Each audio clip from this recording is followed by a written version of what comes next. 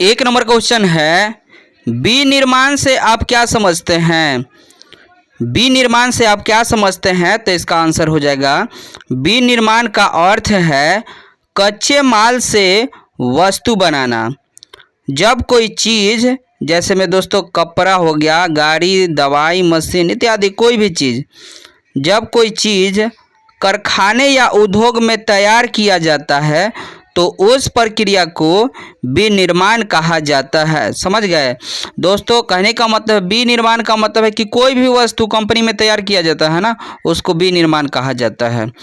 चलिए अगला क्वेश्चन जो है, वैश्वीकरण का लघु उद्योग पर क्या प्रभाव पड़ा? तो इसका आंसर देखिएगा, वैश्वीकरण के कारण क्या होता है कि छोटे छोटे उद्योग, देसी उद्योग को बड़ी कंपनी से करीब क्या है, प्रतिस्पर्धा करनी पड़ी। कहने का मतलब है कि जितने भी छोटे छोटे उद्योग थे उनको बड़ी कंपनी से क्या है, कड़ी स्पर्धा करनी पड़ी। लोग अब विदेश और ब्रांडेड वस्तु खरीदना पसंद करने लगे, जिससे लघु उद्योग की बिक्री कम हो गई। कहने का मतलब है कि आज देख ही रहे हैं आप लोग कि ब्रांड वाला वस्तु लोग ज़्यादा खरीदना पसंद करते हैं।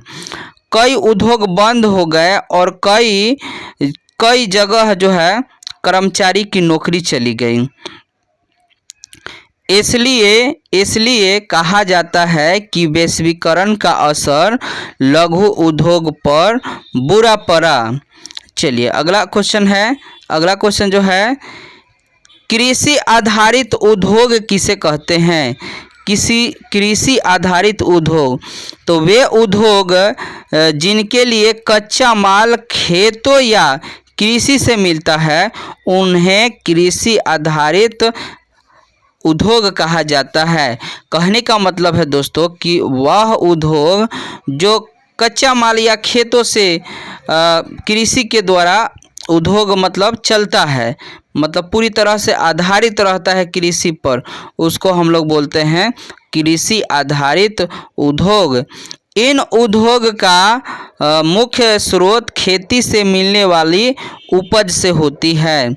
चलिए अगला क्वेश्चन जो है, अगला क्वेश्चन जो है, सार्वजनिक उद्योग किसे कहते हैं?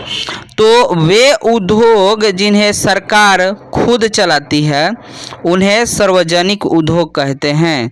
वह उद्योग जिसे सरकार खुद चलाती है सार्वजनिक उद्योग कहते हैं। अगला क्वेश्चन जो है, बहुराष्ट्रीय कंपनी किसे कहते हैं? तो वे बड़ी कंपनी जो एक देश में मुख्यालय रखती है लेकिन कई देशों में माल बनाती है या बेचती है, उन्हें बहुराष्ट्रीय कंपनी कहते हैं। कहने का मतलब दोस्तों कि वे बड़ी कंपनियां जो एक देश के अलावा कई देशों में अपना कारोबार करती है बहुराष्ट्रीय कंपनी कहलाती है, बहुराष्ट्रीय कंपनी। ठीक है ना? चलिए अगला क्वेश्चन जो है, उपभोक्ता उद्योग से आप क्या समझते हैं? तो इसका आंसर है, वे उद्योग जो किसी चीज़ को बनाते हैं और जिन्हें लोग सीधे इस्तेमाल करते हैं उपभोक्ता उद्योग कहते हैं। ऐसे को कहने का मतलब है कि ऐसी चीज़ जिन्हें लोग सीधे बनाते हैं और क्या इस सीधे उपयोग करते हैं, माने बनाते हैं और जिन्हें लोग सीधे उपयोग कर लेते हैं उसको उपभोक्ता उद्योग कहते हैं। अगला क्वेश्चन जो है, पश्मीना ऊन किस प्रकार तैयार किया जाता है? तो इसका आंसर है, पश्मीना ऊन एक खास नस्ल की बकरियों के मुलायम बालों से बनाई जाती है। यह बहुत नरम, हल्का और गर्म होता है। समझ गए दोस्तों?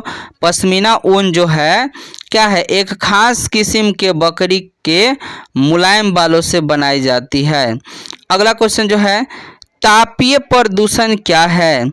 तो जब कारखानों या बिजली घरों का गर्म पानी सीधे नदियों या तालाब में छोड़ा जाता है तो पानी का ताप बढ़ जाता है और जलीय जीव मरने लगता है।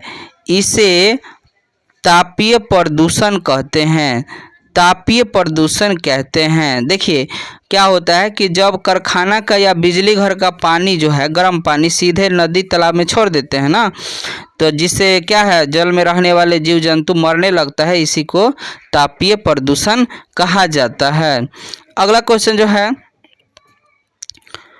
पश्चिम बंगाल में जूट उद्योग किस क्षेत्र से विकसित है? तो इसका आंसर है पश्चिम बंगाल में जूट उद्योग हुगली नदी के किनारे लगभग 98 किलोमीटर लंबी और 3 किलोमीटर चौड़ी पट्टी में विकसित है।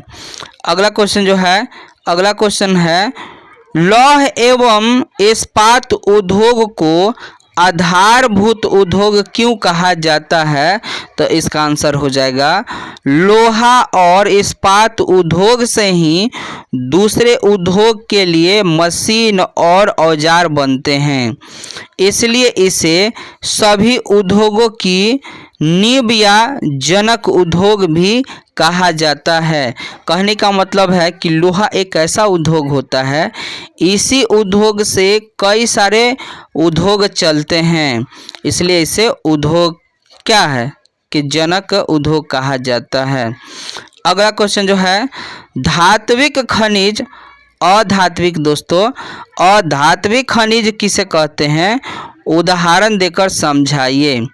तो इसका आंसर है वे खनिज जिनमें धातु नहीं होती है और जो आसानी से टूट जाती है उन्हें अधात्विक खनिज कहते हैं। जैसे में दोस्तों डोलोमाइट, हीरा, अभ्रक, चूना पत्थर, ये अधात्विक खनिज हैं। अगला क्वेश्चन जो है, जलोढ़ मृदा से क्या समझते हैं? इस मृदा में कौन कौन सी फसलें उगाई जाती है? तो इसका आंसर देखिएगा, जो मिट्टी नदियों द्वारा लाई गई बालू, गाढ़ और मिट्टी के मिश्रण से बनती है उसे जलोढ़ मिट्टी कहते हैं, मृदा कहते हैं। कहने का मतलब जो मिट्टी जो है नदी के द्वारा एक स्थान से दूसरे स्थान तक बहा के लाई जाती है उसको जलोढ़ मृदा कहते हैं। यह मिट्टी उपजाऊ होती है और इसमें धान, गेहूँ, गन्ना, दलहन, आलू और सब्जी अच्छी तरह उगती है। चलिए अगला क्वेश्चन जो है, भू संरक्षण किसे कहते हैं? तो जब मिट्टी और धरती की ऊपरी परत अपने स्थान से हिलकर किसी और जगह चली जाती है तो उसे भू संरक्षण कहते हैं। भू का है रक्षण, भू रक्षण कहते हैं। चलिए अगला क्वेश्चन जो है, समोच्च कृषि से आप क्या समझते हैं? समोच्च कृषि से आप क्या समझते हैं? तो इसका आंसर देखिएगा, जब पर्वतीय या ढलानों पर खेती को पहाड़ी की ऊंचाई के हिसाब से गोल गोल लाइन में तैयार किया जाता है तो इसे क्या है, समोच्च कृषि कहा जाता है। दोस्तों ये भी आप कह सकते हैं कि पहाड़ी क्षेत्रों में, पर्वतीय क्षेत्रों में जो ढलान बनाकर खेती की जाती है उसको समोच्च कृषि कहते हैं। चलिए अगला क्वेश्चन है, गोंडवाना, अगला क्वेश्चन जो है, गोंडवाना क्षेत्र के कोयले मुख्यतः किन क्षेत्रों में पाए जाते हैं? तो इसका आंसर है, भारत के गोंडवाना क्षेत्र में लगभग 96% कोयला पाए जाते हैं। यह लगभग 20 करोड़ वर्ष पहले बना है।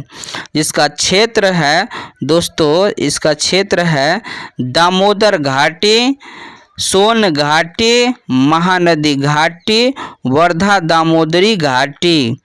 चलिए अगला क्वेश्चन जो है, छोटा नागपुर खनिज पट्टी का महत्व क्या है? देखिएगा, छोटा नागपुर खनिज पट्टी का क्या महत्व है? तो इसका आंसर है, छोटा नागपुर पट्टी खनिज पट्टी खनिजों से बहुत समृद्धि क्षेत्र है।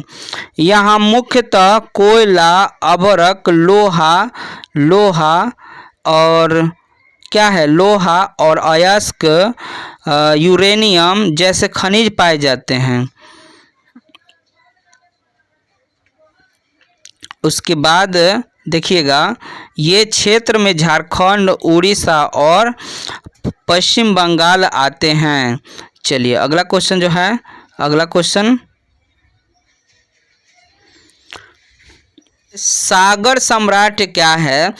तो आंसर है, सागर सम्राट एक विशाल जहाज है जो मुंबई हाई पेट्रोलियम क्षेत्र में समुद्र के भीतर तेल निकालने का काम करती है।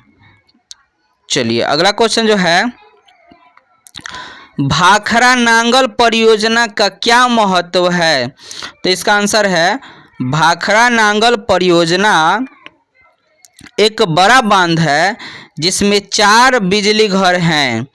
यह 7 लाख किलोवाट बिजली देती है और पंजाब, हरियाणा, हिमाचल में कृषि और उद्योग को मदद करता है। अगला क्वेश्चन जो है, अगला क्वेश्चन है, कैंसर रोग के उपचार में वन का क्या योगदान है?